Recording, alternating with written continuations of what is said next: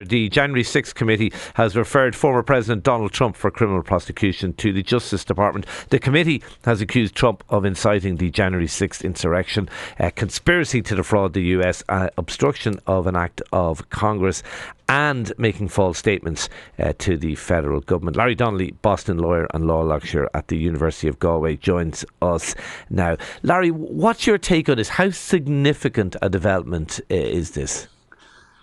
It's no doubt significant. I mean, these are very, very serious matters. And when you're talking about insurrection, conspiracy, all of that, this is not inconsequential.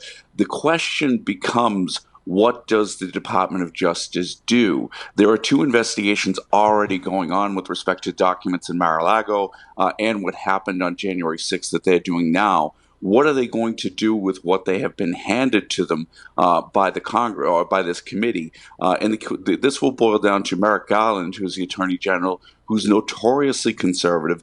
I think he's going to come under some pretty sustained pressure from the left to indict the former president. So this is going to be very interesting, and it certainly adds significantly to Donald Trump's mounting woes in a context in which he's falling behind Ron DeSantis in the polls. Yeah, I was thinking about this morning, and I knew I was going to be talking to you, who knows an awful lot more about American politics and American law than I do. But I imagine if a committee of the Houses makes a recommendation, it's kind of difficult to resist that, or am I wrong? Will there be a view in the Justice Department that actually, we can't ignore this?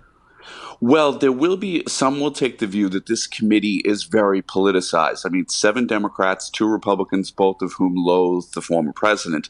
So there will be politics around this. That having been said, I still do think that it's going to be difficult not to go ahead. And I have to admit, Shane, to having some mixed feelings about all of this. There is a school of thought that says, look, no one is above the law. President Trump needs to be held to account for everything he did around January 6th. And since then, I have a lot of sympathy on the merits towards that. But on the other hand, I find myself wondering, can you imagine what a criminal trial involving Donald Trump will be like?